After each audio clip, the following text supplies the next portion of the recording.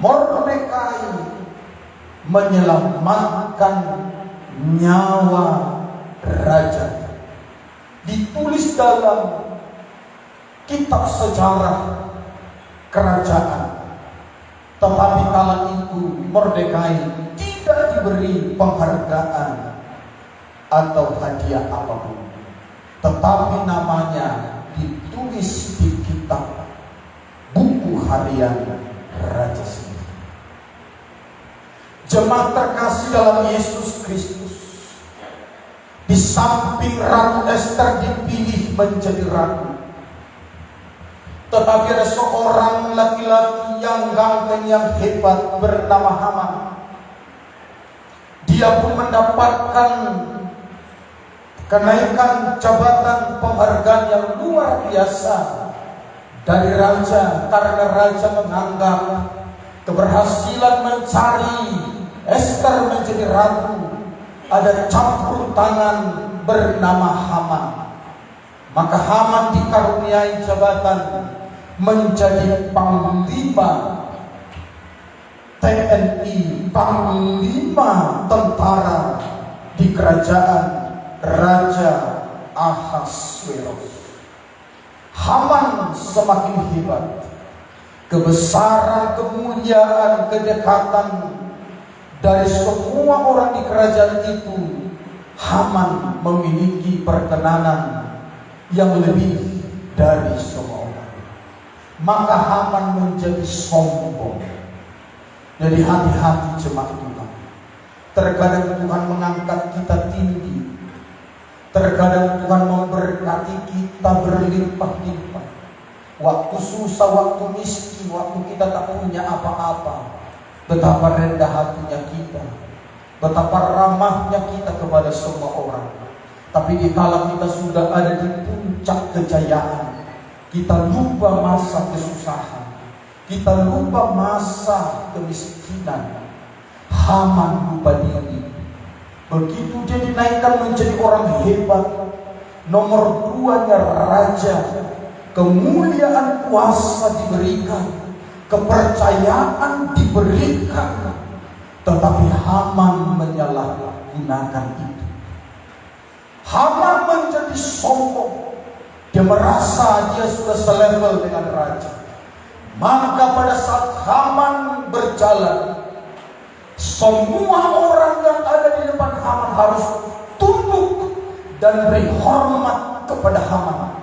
Begitu dia keluar dari istana raja, di pintu gerbang istana itu ada bernama Mordekai, pamannya daripada Ester. Begitu Haman berjalan, semua orang tertunduk, tetapi Mordekai tetap tegak memandang wajahnya Haman. Maka Haman panas hati dan dia bertanya, siapa anak ini? Hanya dia yang tidak tunduk dikala aku lewat. Maka diperintahkannya prajurit menyelidiki siapa ini Mordekai. Ditemukanlah Mordekai adalah keturunan Yahudi, orang Israel yang menjadi tawanan di kerajaan itu.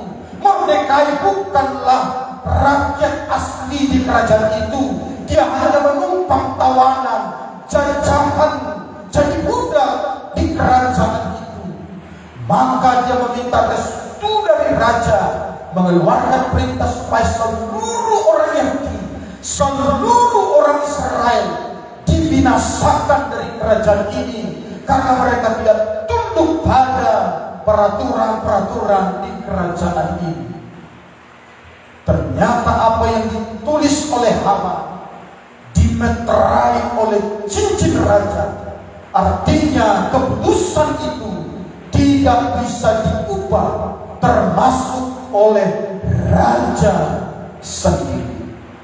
Maka surat itu disebar ke seluruh kerajaan, mulai dari desa sampai ke kota, bahwa akan ada pembinasaan bagi seluruh orang Yahudi, bagi seluruh orang Israel yang ada di kerajaan itu. Tibalah surat itu di tangan Mordekai. Maka Mordekai menghadap Ratu Ester. Itulah kisah pembacaan firman Ester pasal 4 ini. Karena seluruh kerajaan sudah terjadi ratapan tangisan. Tangisan yang bukan biasa-biasa.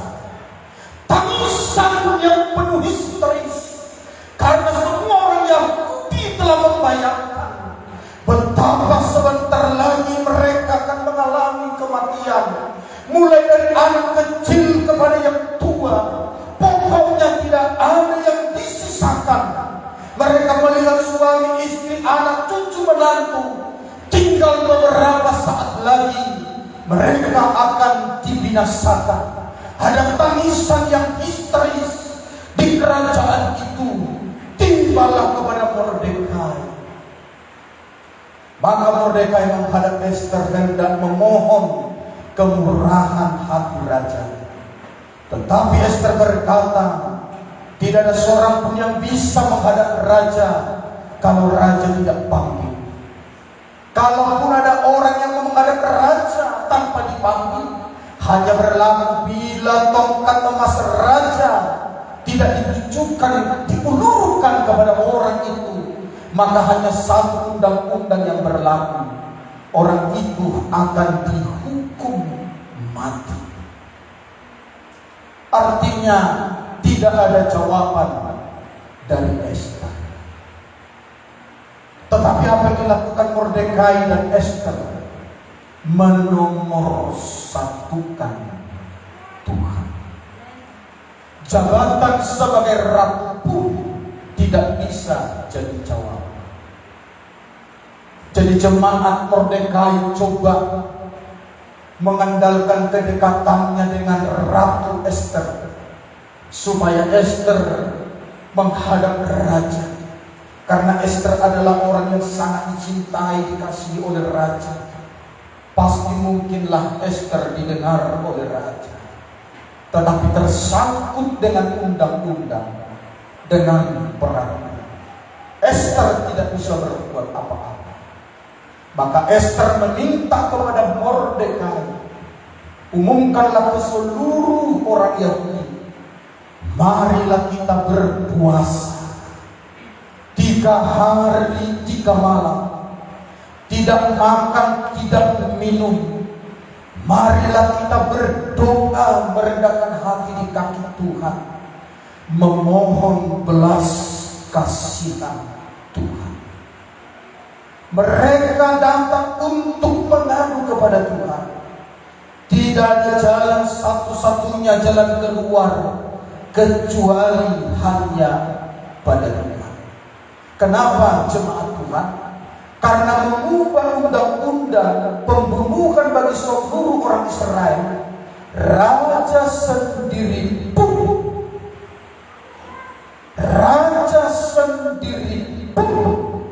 tidak bisa mengubah itu kalau bukan Tuhan yang mengubah.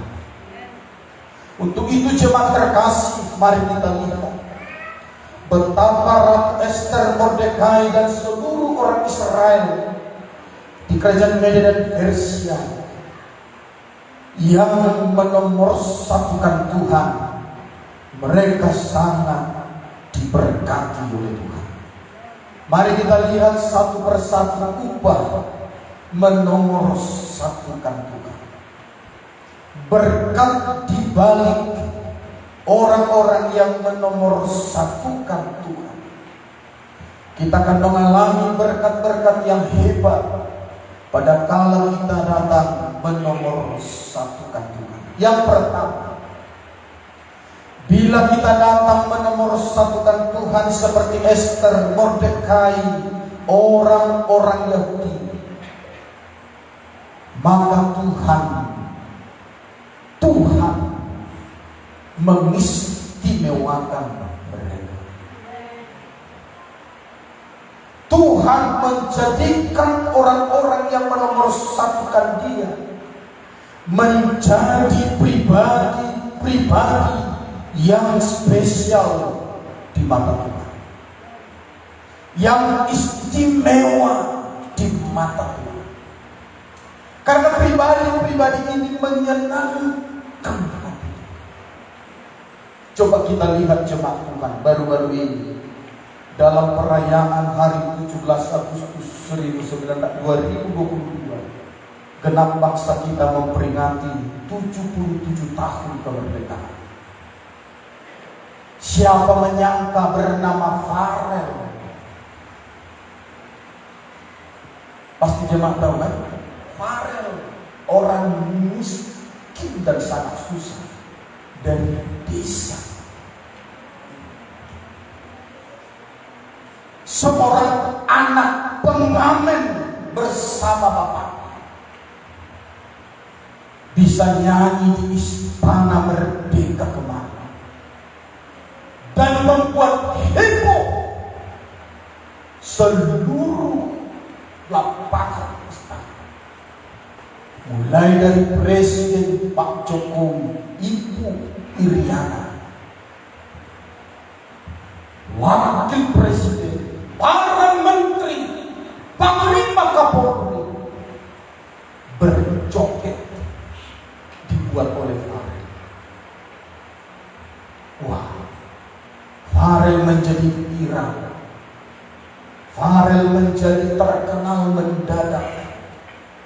Dan Farel menjadi kaya mendadak. Amin. Amin. Kita tidak tahu apa dua Farel.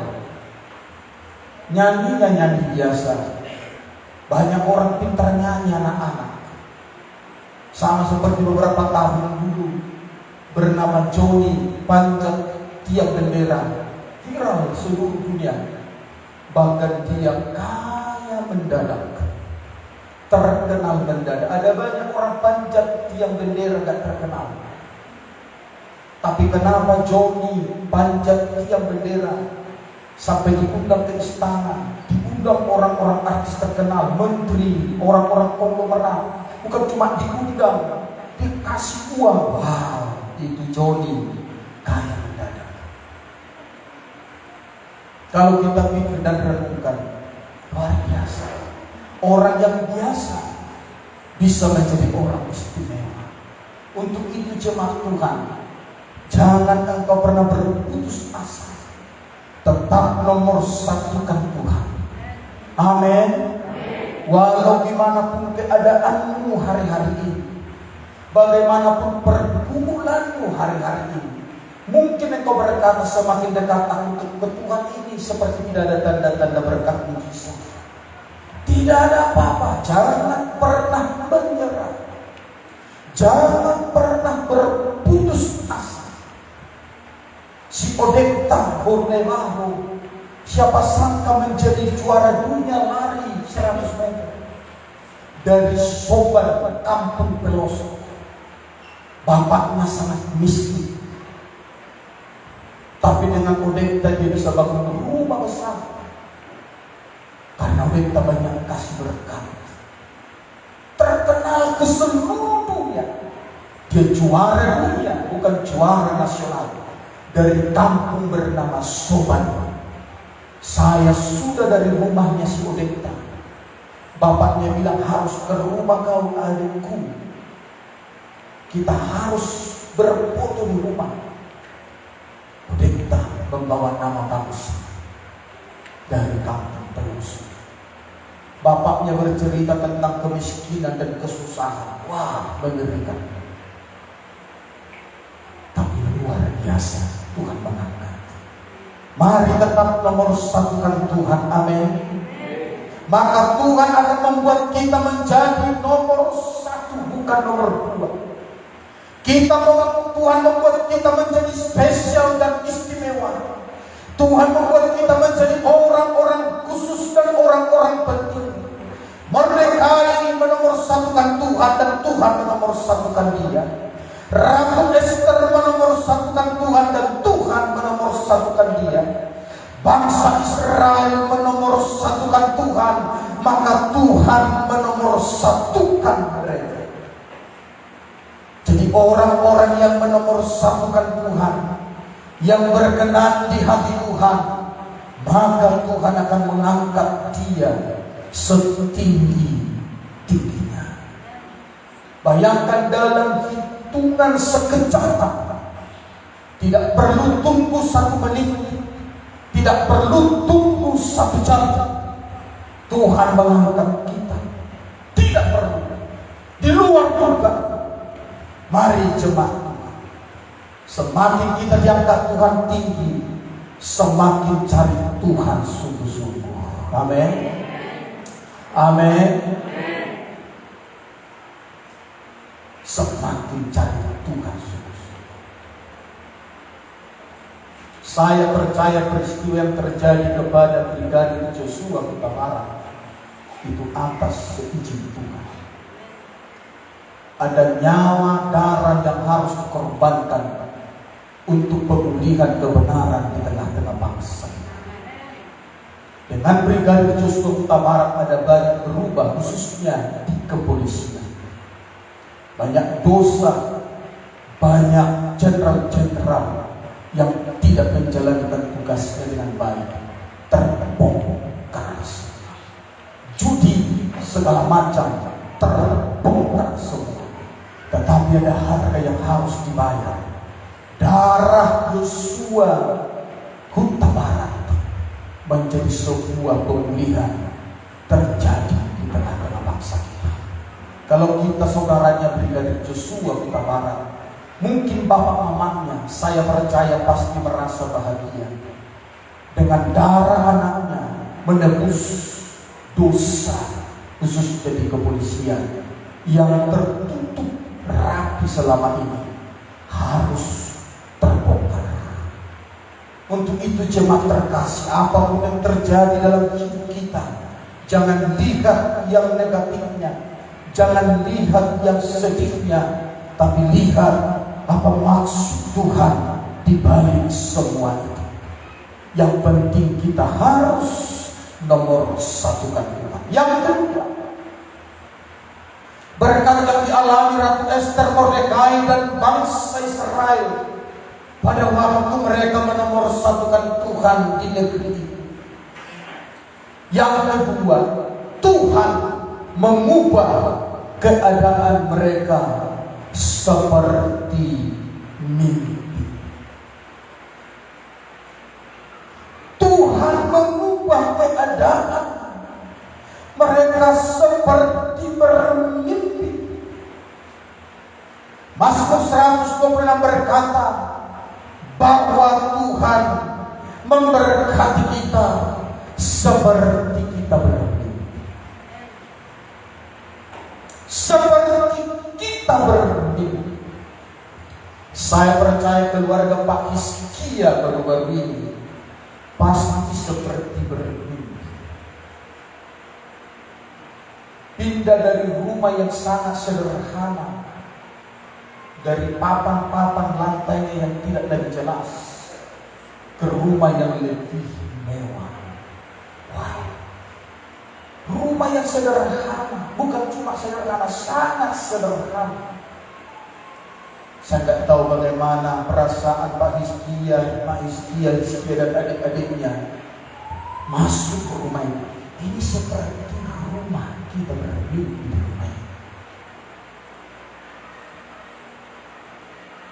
Kalau Tuhan mengubah keadaan kita seperti kita merasa bermimpi, betul gak ini ya? Nah, jemaat Tuhan, mari tetap nomor satukan Tuhan. Makanya jemaat, kalau jemaat semakin susah, cari Tuhan sungguh-sungguh. Kalau jemaat tidak cari Tuhan sungguh-sungguh, sudah susah. Percayalah, hidupmu semakin susah, semakin melarat, semakin menderita. Tapi kalau kau susah, menderita, melarat, tapi kau cari Tuhan sungguh-sungguh, engkau tetap menomorsatukan Tuhan, percaya engkau akan diubah Tuhan keadaanmu seperti bermimpi.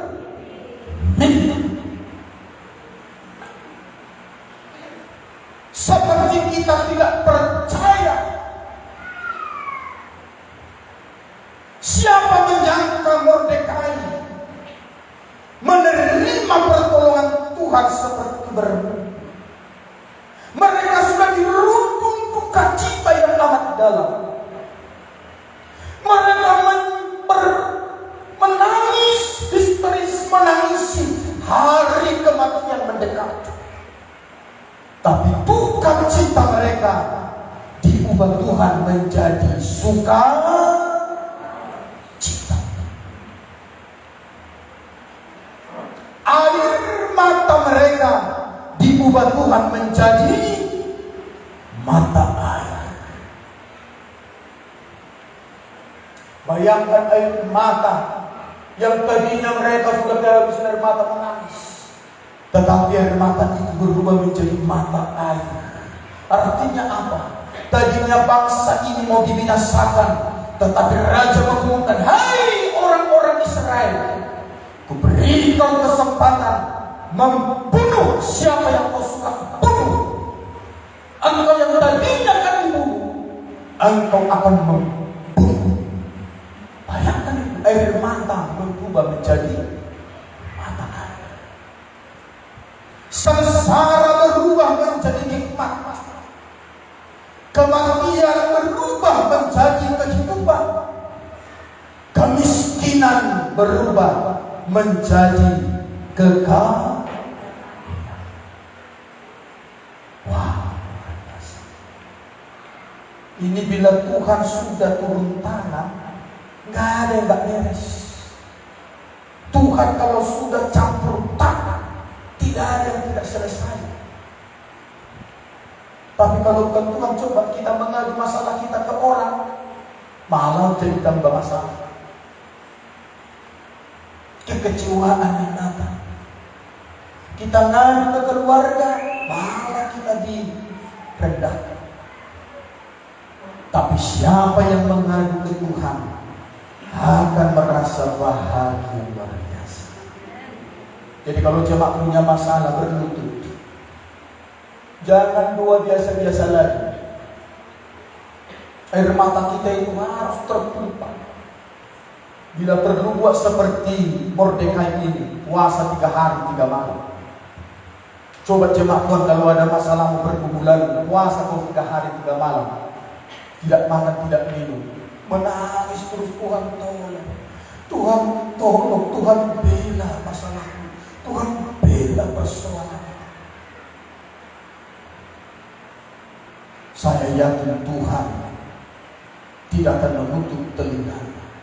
Mari dengar, saya akan sampaikan betapa Mordekai mengalami berkat yang luar biasa. Ester 6 ayat 7-11. Oleh karena itu jawab Haman kepada raja mengenai orang yang raja berkenan menghormatinya, hendaklah diambil pakaian kerajaan yang biasa dipakai oleh raja sendiri, dan lagi kuda yang biasa dikendarai oleh raja sendiri, dan yang diberi mahkota kerajaan di kepalanya, dan hendaklah diserahkan pakaian dan kuda itu ke tangan seorang dari antara para pembesar raja.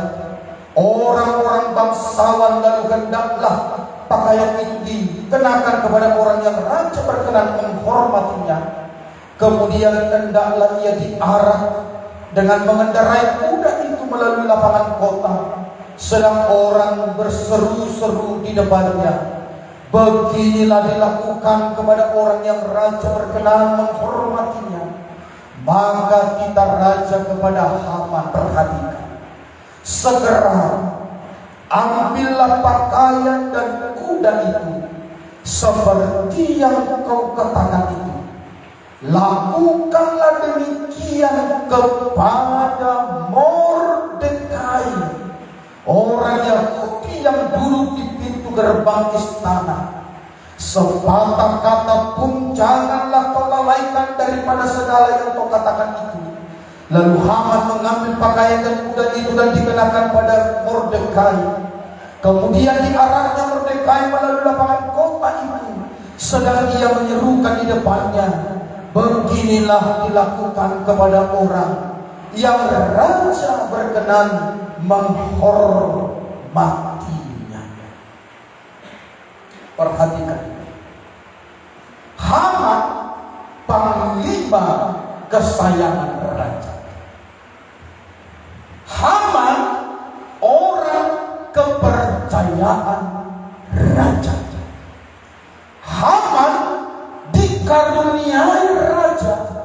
kekayaan yang berlimpah. Tetapi mengapa bisa berputar arah?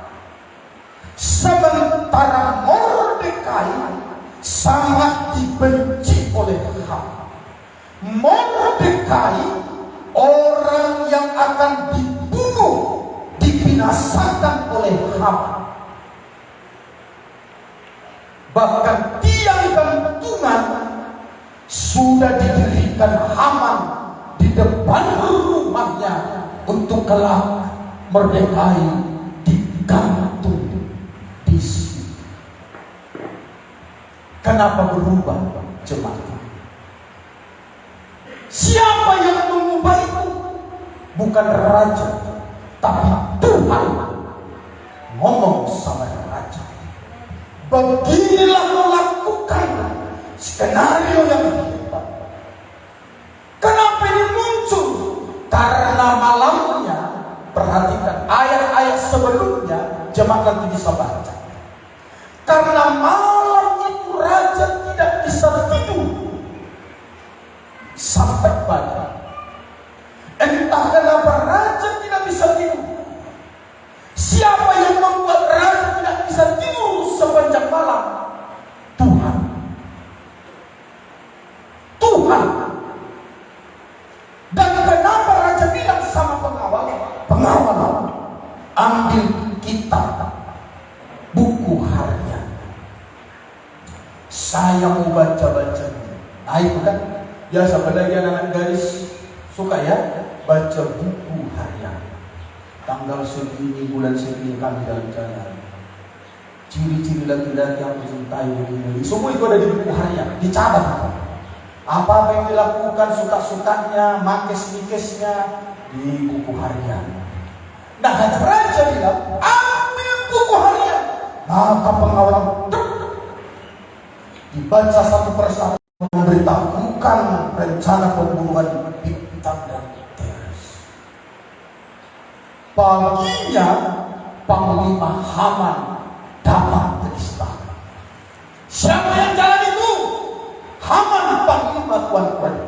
Suruh masuk. Maka Raja Ahasuerus berkata, Haman, apa yang dilakukan kepada orang yang raja berkenan menghormatinya? Itulah yang dijejerkan Haman. Karena apa?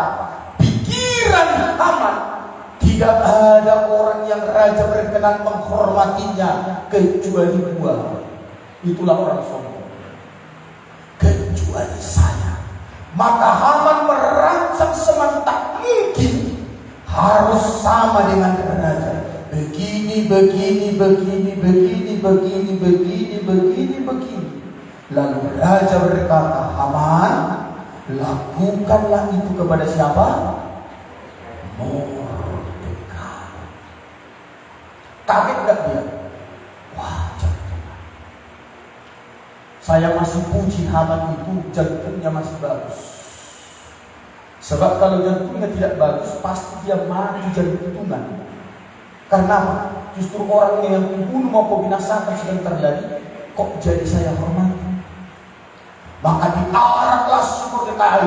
Beginilah dilakukan kepada orang yang raja berkenan menghormatinya. Teriak-teriaklah si Haman panglima ini sambil dia menarik kuda. Di atas kuda ada Mordekai. Beginilah dilakukan. Wow. Semua mata membelit. Itu Haman. Itu Mordekai. Kenapa bisa ya? Kok bisa terjadi? Siapakah yang membuat skenario itu semua? Tuhan. Jadi kalau kita menomorsatukan Tuhan, kira-kira Mordekai di atas kuda itu memasang baju raja, mahkota raja, kudanya raja diarak. Gimana perasaan Mordekai? Seperti mimpi enggak? Yang mimpinya aku sampai gitu itu. Seandainya kita itu jemaat Tuhan pasti ini. Betul ini mimpinya aku. Wow. Tuhan memberkati kita seperti cari Tuhan sungguh-sungguh. Amin. Amin. Jemaat, jangan bicara masalahmu kepada orang lain kecuali kepada Tuhan. Tuhan, ini masalah, ini persoalan. Suamiku pulang balik terus, pukul aku terus. Tuhan, lepas.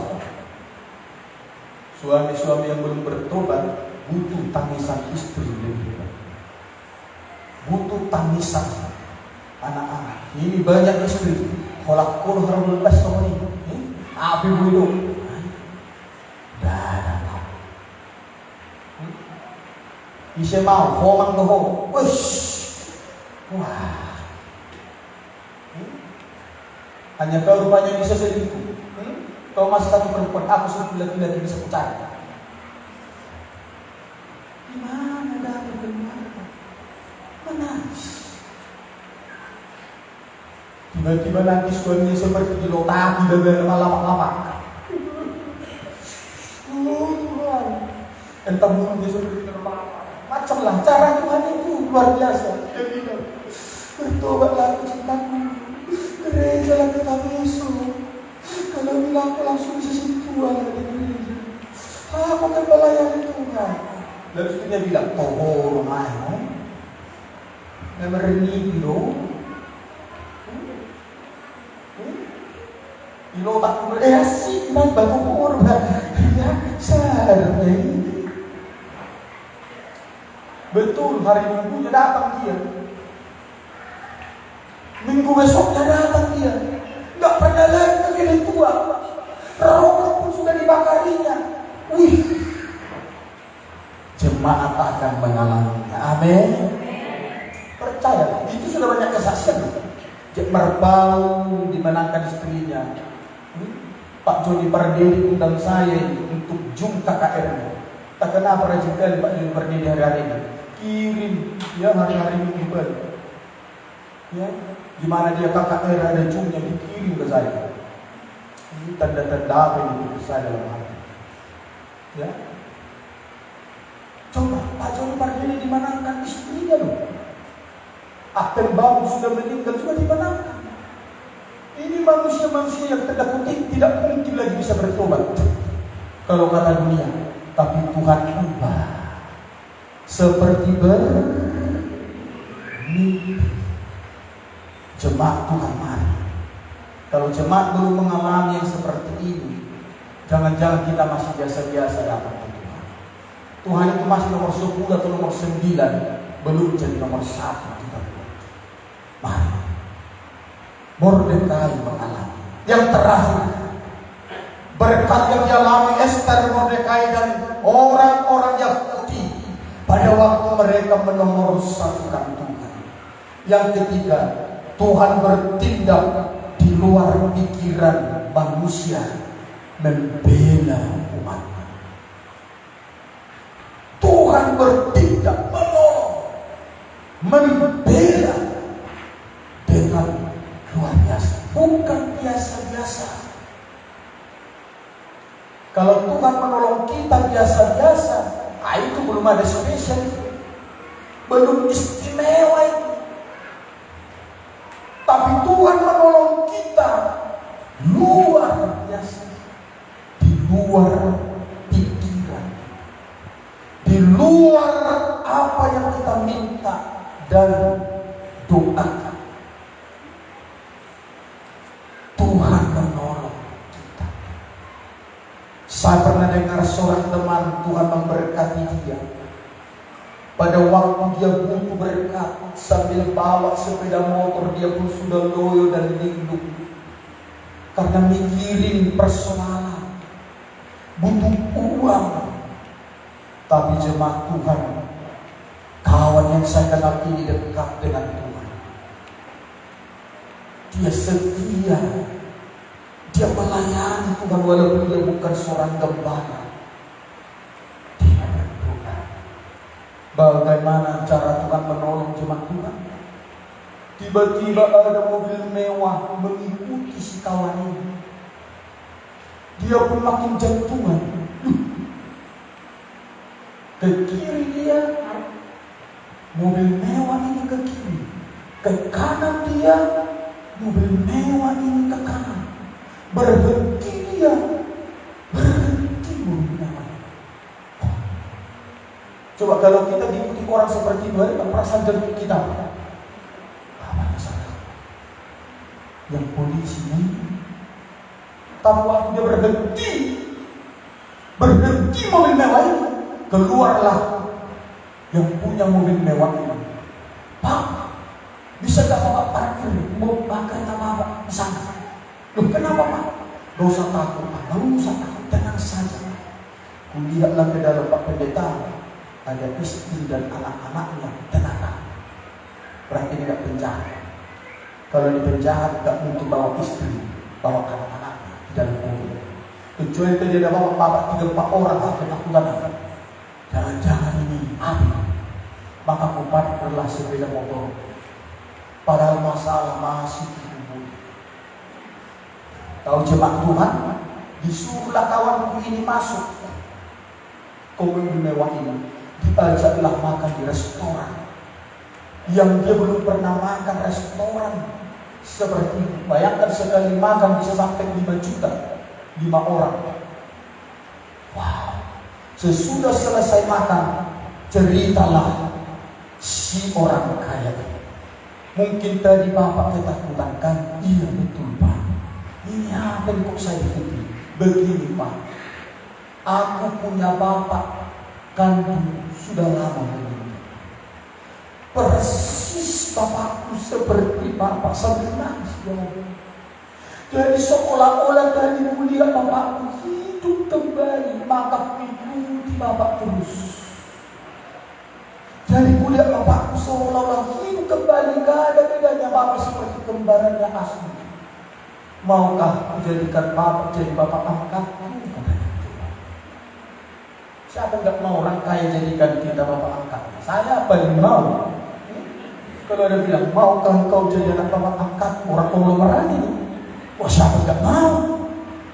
Bayangkan senangnya Bapak Pendeta. Makan makanan ini, ku tambah lagi yang tadinya takut-takut. Karena bilang, maukah Bapak jadi Bapak angkatku? Pulang aku dikasih uang 5 juta. Adakah rekening Bapak katanya? Ada, aku bilang. Ku kasihlah nomor rekeningku, ku kasihlah nomor teleponku, alamat rumahku. Hampir tiap bulan ditransfer uang. Ini uang minum Bapak ya, uang puding Bapak ya, 5 juta masuk. Waduh, enak kali. Tapi untuk mendapatkan itu jemaat Tuhan, si kawan ini bergumul kepada Tuhan. Jadi jangan bilang bahwa Tuhan adalah yang menjadikan aku orang kaya, anak lengkapnya Bapak. Jangan. Banyak cara Tuhan menolong. Begitulah cara Tuhan menolong dia. Dan mungkin tidak akan sama dengan cara Tuhan menolong kita. Amin. Banyak cara Tuhan. Jadi sampai mati kita berdoa, Tuhan maunya ada orang kaya menjadikan aku angkatnya. Mungkin sampai mati tidak dijawab Tuhan. Bukan begitu caranya sama kau anakku. Begini cara menolong. Jemaat terkasih, banyak cara Tuhan. Kira-kira kalau kita tanya, seperti bermimpikah dia dapat berkat itu? Seperti bermimpi.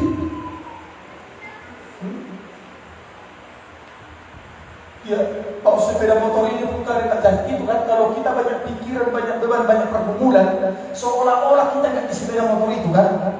Banyak kali pergumulan itu. Kadang-kala kita tabrak orang, baru aduh sadar kita. Tetapi cara Tuhan tidak pernah berlalu. Saya akan bacakan satu ayat. Betapa hebatnya Mordekai mengalami mujizat Tuhan. Tuhan bertindak di luar dari apa yang dia tidak doakan dan pikirkan. Mari perhatikan. Lalu Ester 5 ayat 14. Lalu kata Jeres istrinya dan semua sahabatnya kepadanya, suruhlah orang membuat tiang yang tingginya 50 hasta dan persembahkanlah besok pagi kepada raja, supaya Mordekai disulapkan orang pada tiang itu Kemudian dapatlah engkau dengan bersuka cita pergi bersama-sama dengan raja ke perjamuan itu. Hal itu dipandang baik oleh Haman, lalu ia menyuruh membuat tiang itu. Ester 7 ayat 9 dan 10. Sembah Harbona, salah seorang sida-sida yang di hadapan raja. Lalu pula tiang yang dibuat Haman untuk Mordekai, orang yang menyelamatkan raja dengan pemberitahuannya itu, telah berdiri di dekat rumah Haman, 50 hasta tingginya. Lalu kita raja, sulangkan dia pada tiang itu. Kemudian Haman disulangkan pada tiang yang didirikannya untuk Mordekai. Maka surutlah panas hati raja. Ini di luar pikiran manusia. Kalau Tuhan sudah bertindak, apa yang tidak mungkin menjadi mungkin, apa yang tidak ada menjadi ada, apa yang tidak bisa menjadi bisa. Kalau Tuhan sudah bertindak. Untuk itu jemaat Tuhan, semakin besar persoalan yang kau hadapi, semakin nomor satukan Tuhan. Amin. Amin. Bukan cuma keluarga Pak Hizkia yang bersaksi mengalami mujizat Tuhan tahun ini. Akan ada banyak jemaat Tuhan mengalami mujizat tahun ini. Amin. Akan banyak kita mengalami mujizat. Mujizatnya berbeda-beda. Mujizatnya berbeda-beda.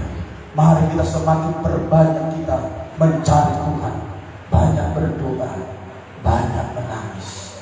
Jangan banyak mengeluh, jangan banyak menyerah, jangan banyak berputus asa, jangan menjadi lemah. Ingat, semakin besar badai yang kita akan alami, semakin besar berkat Tuhan yang Tuhan akan berikan. Kalau badainya kecil, percayalah ikan-ikan di situ kecil. Tapi kalau badainya besar, ikannya di situ pasti besar. Saya beberapa kali diajak teman memancing ke Belawan. Kalau ikan-ikan kecil di pinggir pelabuhan tulang banyak sekali, bisa 5-4 kilo dapat satu hari. Tapi ikannya kecil-kecil. Pernah saya bawa ke rumah, gembala bilang, udah, bapak yang pergi banyak kali, lebih banyak sisipnya daripada dagingnya. Wah, repot. Udah senang bawa ikan ini, bukan bahagia pikir saya. Maka saya bilang, bagaimana supaya kita dapat ikan besar, kawan? Kita harus ke tengah. Wah, dengar ketengah di jalan begini. Wah, kalau dekat kan masih bisa renang sedikit-sedikit. Minta tolong pun masih bisa teriak. Ke tengah kita. Wah, dengar ketengah ini memang jantungan.